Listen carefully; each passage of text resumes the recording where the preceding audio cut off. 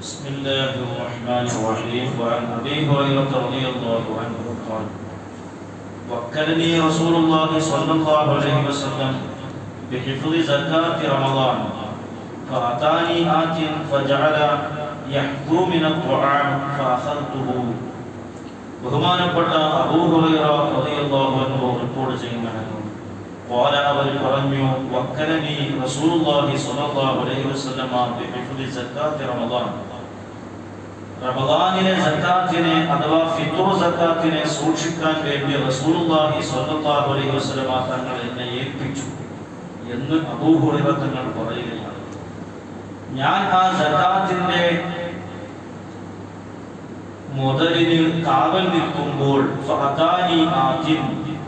ഒരാൾ അവിടെ വന്നു. അവിടെ കൂട്ടിയിട്ടിരിക്കുന്ന ഭക്ഷ്യവസ്തുക്കളിൽ നിന്ന് ഒരാൾ വാരിയെടുക്കുന്നു. ഞാൻ അദ്ദേഹത്തെ പിടികൂടി.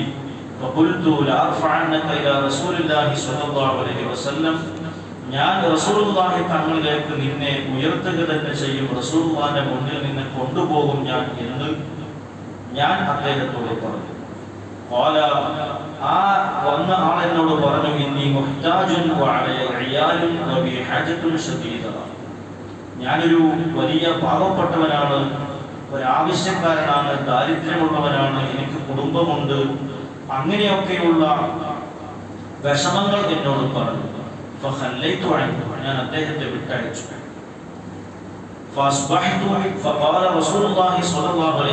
സുബഹിക്ക് ഞാൻ പള്ളിയിൽ ചെന്നപ്പോൾ റസൂലുള്ളാഹി തങ്ങൾ എന്നോട് പറഞ്ഞു: അബൂ ഹുറൈറ, ഓ അബൂ ഹുറൈറ, മാ ഫഅല അസീറുകൽ ബാരിഹത. ഇന്നലെ നിന്റെ ആ പിടികൂടിയ തടവുകാരൻ നീ എന്ത് ചെയ്തു എന്ന് റസൂലുള്ളാഹി എന്നോട് ചോദിച്ചു. قلت يا رسول الله شكا حاجة وعيالا فرحمته فخليت سبيله.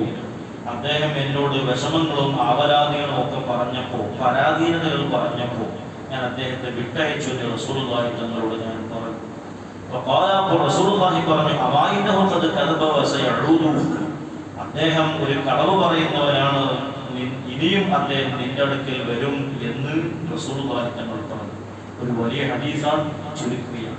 3 രാത്രികൾ ഇതുപോലെ ആവർത്തിച്ചു.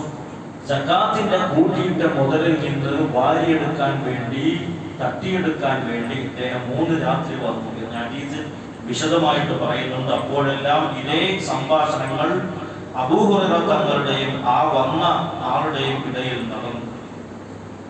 3-ാം ദിവസം അബൂ ഹുറൈറ തങ്ങൾ അദ്ദേഹത്തെ പിടികൂടി വിട്ടയച്ചില്ല. വഹാദ ആഖിറ, ഹദീസിന്റെ കുറെ ഭാഗം കഴിഞ്ഞാണ് വായിക്കുന്നത്. وهذا آخر 3 مرات أنك تزعم أنك لا تعود ثم تعود. നീ എന്നും രാത്രി ഇനി വരില്ല എന്ന് എന്നോട് പറയുന്നു, പിന്നെയും നീ വരുന്നു, ഇനി നിന്നെ ഞാൻ വിടുകയില്ല, റസൂലുള്ളാഹിന്റെ അടുക്കൽ ഞാൻ നിന്നെ കൊണ്ടുപോകും. അപ്പോൾ അദ്ദേഹം فإني أعلمك كلمات ينفعك الله بها. നീ എന്നെ വിട്ടയക്കാൻ പോകുക, ഞാൻ നിനക്ക് ഉപകാരപ്പെടുന്ന ഒരു ഇൽമ് പഠിപ്പിച്ചു തരാം എന്ന് പറഞ്ഞു. ഞാൻ ചോദിച്ചു: മാഹുന്ന, എന്താണത്? قال إذا أبيت إلى فراشك فقرأ آية الكرسي فإنه لا يزال عليك من الله حافظ ولا يقرؤك ولا يضربك شيطان حتى تصبح.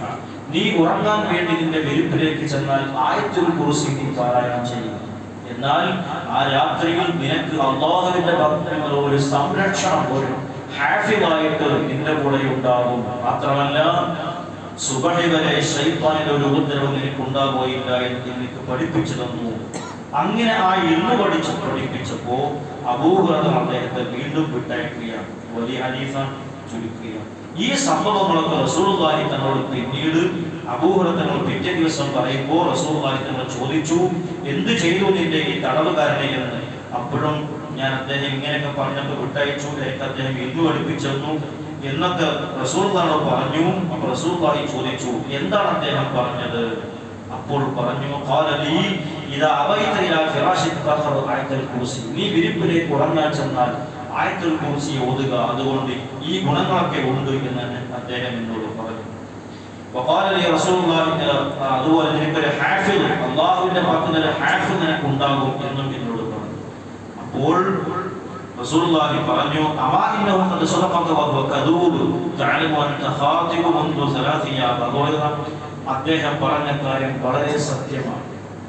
ആയത്തുൽ കുർസി ഓതിയാൽ ഈ ഗുണങ്ങളെല്ലാം കിട്ടും, ശൈത്വാൻ ഉപദ്രവം ഉണ്ടാവുകയില്ല, അല്ലാഹുവിന്റെ പക്കൽ നിന്ന് ഹിഫ്ദ് ഉണ്ടാകും എന്നൊക്കെ പറഞ്ഞ കാര്യം സത്യമാണ്. പക്ഷെ ആ പറഞ്ഞ വ്യക്തി മഹാകള്ളനാണ്, കളവ് പറയുന്നവനാണ് എന്ന് റസൂൽ പറഞ്ഞു. എന്ന് ചോദിച്ചു, 3 ദിവസമായി നിന്റെ അടുക്കൽ വന്ന ആ തട്ടിപ്പുകാരൻ ആരാണെന്ന് നിനക്കറിയുമോ എന്ന് റസൂൽ ചോദിച്ചു. ഞാൻ പറഞ്ഞില്ല, ഇല്ല, എനിക്കറിയില്ല. റസൂൽ പറഞ്ഞു, അത് ശൈത്വാനാണ് എന്ന് റസൂലുള്ളാഹി എന്നോട് പറഞ്ഞു എന്നാണ് ബുഖാരി. അപ്പോൾ നമ്മൾ പഠിക്കേണ്ട പാഠം ആയത്തുൽ കുർസി എന്ന മഹത്വമായ ആയത്ത് ഉറങ്ങാൻ വേണ്ടി വിരിപ്പിലേക്ക് ചെന്നാൽ നമ്മൾ ഓതിയാൽ ഒരുപാട് ഗുണങ്ങൾ അതുകൊണ്ട് നമുക്കുണ്ട് എന്ന കാര്യമാണ് ഹദീസ് നമ്മെ പഠിപ്പിക്കുന്നത്.